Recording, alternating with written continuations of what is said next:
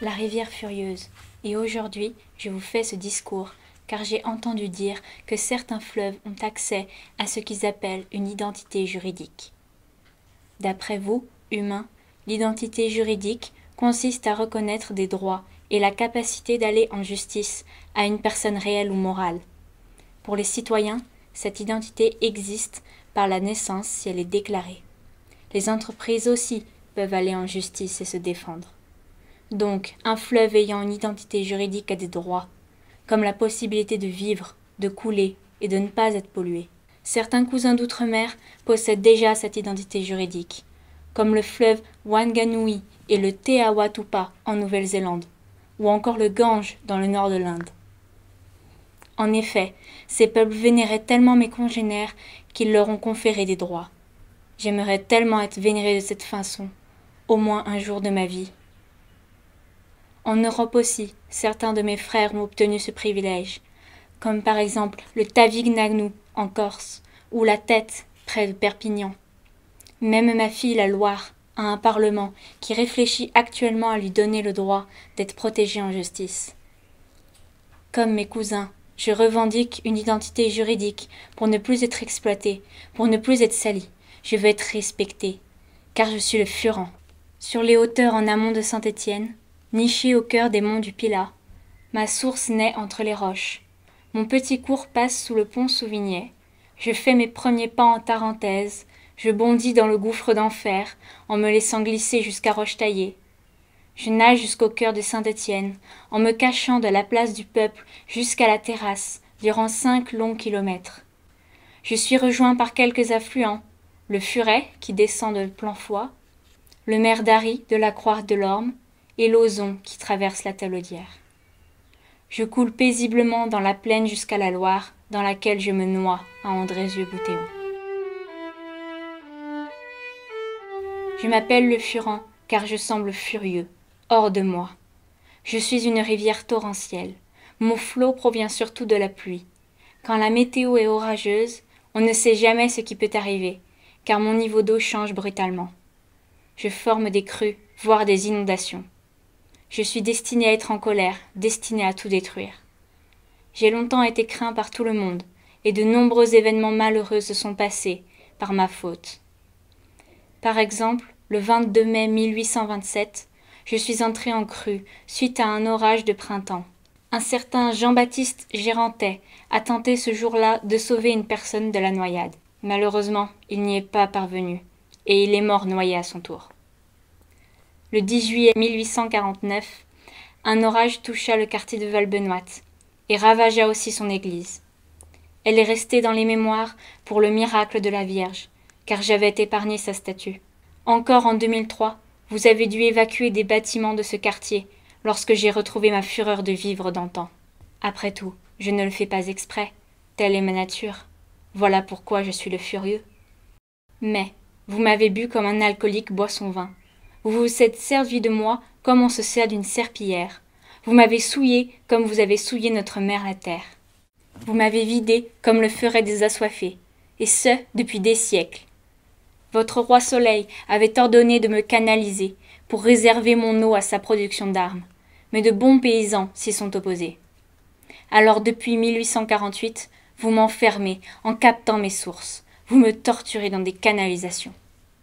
Vous m'avez manipulé avec vos mains sales. Tous les jours, vous avez fait entrer en moi la saleté de vos linges pour mieux paraître pur et innocent. Mais vous êtes tous sauf innocents.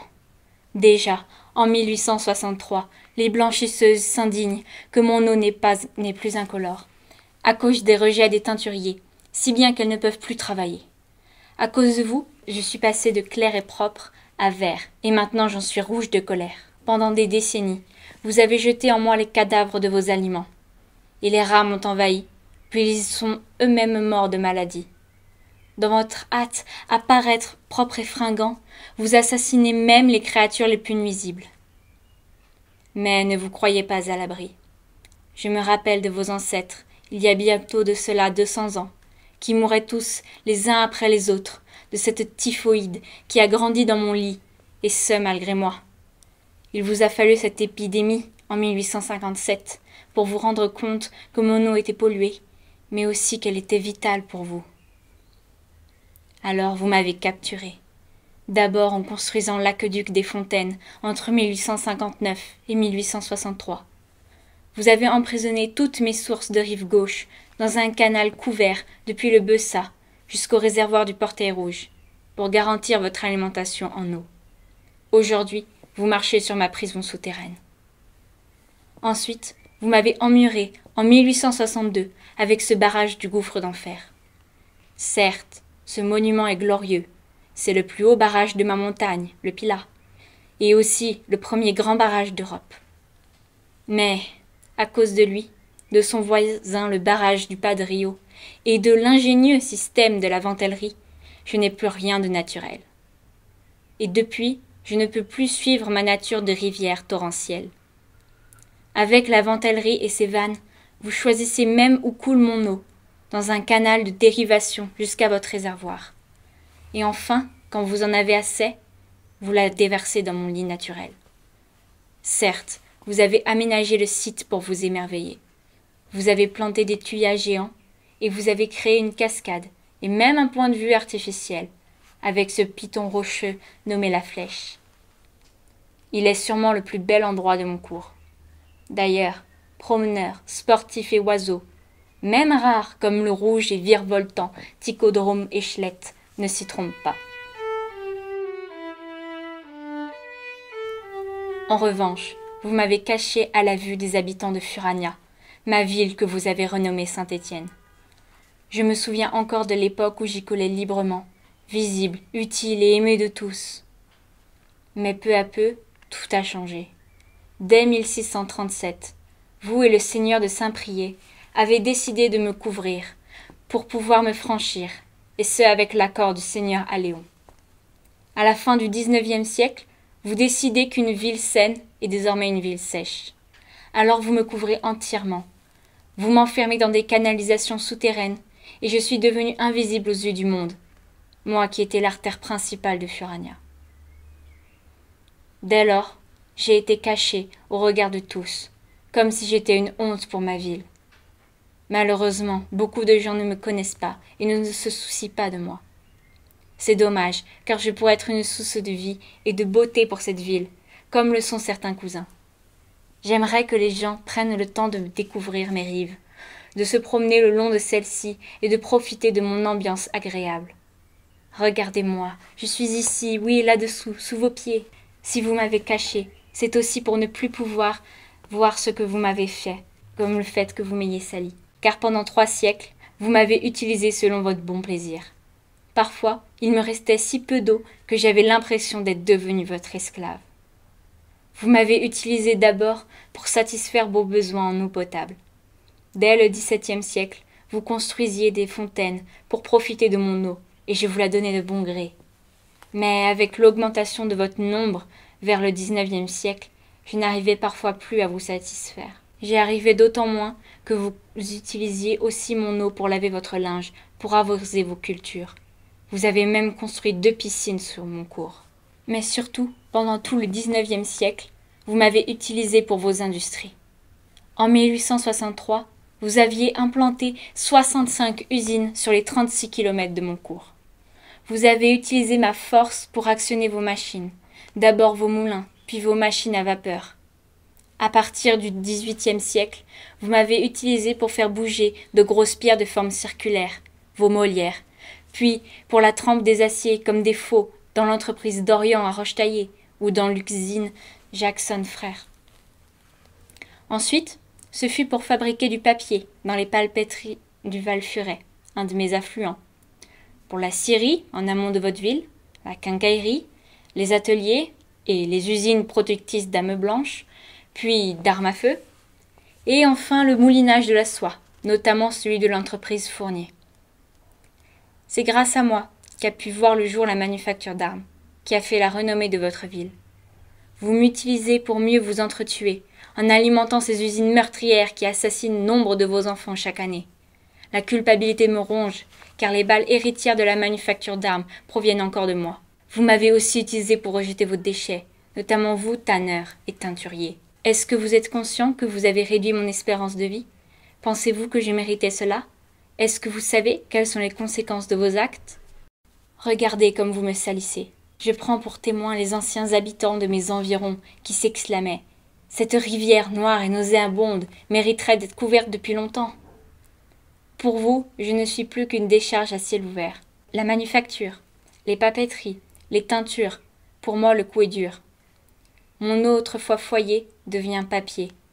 Devenu un égout, je pourris sur moi-même, comme le dit à haute voix M. Cercléa, car même pour les rats je suis toxique. Je me souviens encore de leur dernier souffle avant de rendre l'âme. La culpabilité me ronge. La Loire, qui est ma fille et une grande amie, se retrouve par ma faute salie. Je suis devenu votre égout, votre poubelle, votre décharge. J'infecte tout ce qui me touche de près ou de loin, et plus rien ne pourra jamais remédier à cela. Je dénonce ces riverains pour qui je suis une benne. Je dénonce ces autorités qui depuis trop longtemps ne m'ont pas protégée. Je dénonce ces usiniers qui m'ont enchaîné puis exploité. Je demande que justice soit rendue à une rivière à l'article de la mort. Une rivière abiotique, une rivière qui n'est plus le foyer qu'elle avait été. Je demande que justice me soit rendue. Rien n'est encore perdu. Je me battrai jusqu'à mon dernier souffle. Il est temps de cesser de parler et d'agir. Et vous qui m'avez sali, épuisé, maintenant vous essayez de vous racheter? Jusqu'en 2004, 90% des eaux usées transitaient en moi. Je n'en pouvais plus, c'était insupportable. Oh, vous avez bien essayé de vous rattraper en 1971 en construisant la station d'épuration du Porchon. Mais dès sa mise en service, elle a rencontré des problèmes de débit d'eau.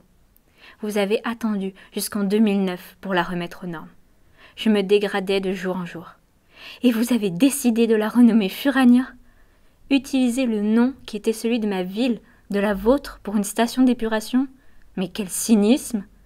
D'autant plus que ce système de collecte et de traitement présente des limites. Quand il pleut, mon débit est beaucoup trop important, ce qui entraîne l'évacuation directe dans le milieu naturel. Et entre nous, franchement, c'est très polluant. Il vous a aussi fallu une directive européenne sur les eaux résiduaires urbaines en 1991 pour que vous ayez l'idée de lutter contre ma pollution? Vos objectifs pour les travaux d'assainissement étaient de collecter 90% des eaux du bassin qui se versent en moi, alors que vous n'en avez collecté que 10% en 2008. Quant à atteindre un taux de dépollution censé être à 90%, eh bien sachez qu'il n'a été qu'à 50% en 2004. Néanmoins, j'ai apprécié quelques points positifs. Furania filtre l'eau polluée que je contiens et assainit les eaux usées de Saint-Étienne, qui me détérioraient. Mais vous avez encore de nombreux progrès à faire. Et vous, Saint-Étienne Métropole, vous avez essayé de faire un contrat de rivière. Ce contrat était censé améliorer la qualité de mon eau, pour permettre à de nombreuses espèces de pouvoir vivre, mais aussi assurer l'amélioration de la continuité écologique. Vous pensiez que de le mettre en place allait suffire pour résoudre les problèmes qui se sont enfouis en moi depuis si longtemps? Admettez la vérité. On ne peut pas se contenter d'un bout de papier pour améliorer mes conditions de vie, prévenir les risques d'inondation ou encore valoriser mon milieu aquatique. En effet, vous avez mis en place un dispositif de passe à poissons qui a permis aux poissons de survivre en les laissant franchir les obstacles créés par l'homme, comme un barrage ou un seuil. Grâce à ce dispositif, vous les hommes, vous avez pu redécouvrir de nouvelles espèces de poissons en voie de disparition telles que la truite. C'est vrai que sur ce point-là, je n'ai rien à vous reprocher. Mais je suis triste de ne plus être visible aux yeux de tous. Oh, on voit bien que des efforts sont faits pour me réhabiliter. Mais seront-ils suffisants pour me rendre à nouveau accessible et visible? Sachez néanmoins que je refuse de paraître faible et fragile à vos yeux. Maintenant, je veux sortir de mon anonymat et me présenter à vous tous. Je suis tout de même un cours d'eau important pour la ville de Saint-Étienne et sa région, et j'ai un rôle clé dans l'écosystème local. Donc prenez le temps de me découvrir, de comprendre mon importance pour cette région. Mais surtout, prenez soin de moi, car je suis précieux pour l'environnement et pour tous les êtres vivants qui en dépendent. Et cela fait bien longtemps que l'on n'a pas pris soin de moi comme ça. Mais j'ai beau vous dire tout cela en vous paraissant jeune et énergique. En réalité, je suis vieux et là. J'en ai assez de subir les humains et qu'eux ne me subissent pas. Et sachez que le chemin est encore long et que vos belles paroles ne valent rien si vos actes ne suivent pas. C'est pourquoi, en guise de dernière volonté parole, je vous fais ces revendications. D'abord, je veux être libre de toutes ces contraintes humaines. Je veux être libre de ces barrages, de ces ponts. Je veux être libre de ces installations pour poissons qui me freinent. Je veux être libre de pouvoir choisir quand je tourne, quand je vais droit, quand je vais vite ou non. Je veux être libre d'être une grande rivière et pas un ruisselet à cause des caprices de créatures humaines. Je veux juste être libre, car mieux vaut demander pardon que permission. Ensuite, je veux que vous me considériez comme quelqu'un à part entière. Je veux que vous me considériez comme quelqu'un qui ne doit pas être pollué. Je veux que vous me considériez comme une personne qui mérite respect et tolérance. Je veux que vous me considériez comme une rivière qui a des droits. Je veux que vous me considériez comme un humain qui vous veut du bien et qui veut du bien. Je veux juste que vous me considériez comme un parent qui a subi les frasques du temps. Enfin, je veux me sentir à nouveau vivant. Je veux sentir à nouveau les poissons vivre en moi. Je veux sentir à nouveau les plantes aquatiques se développer grâce à moi. Je veux sentir à nouveau la terre qui m'entoure, me serre contre elle, me pousse à aller plus loin. Je veux sentir à nouveau le vent qui joue et se frotte à moi, qui m'amène le murmure des arbres bienheureux dont les racines puisent en moi. Je veux juste sentir à nouveau la vie en moi. Voilà, ces revendications me paraissaient légitimes, puisque chacune d'entre elles correspond à une valeur de la devise de votre funeste et dévastateur pays. Liberté, égalité, fraternité. Mais moi, je vous le dis, hier j'étais plein de vie, aujourd'hui je survis, demain je ne serai plus rien, un jour mon souvenir sera tien. Je l'espère.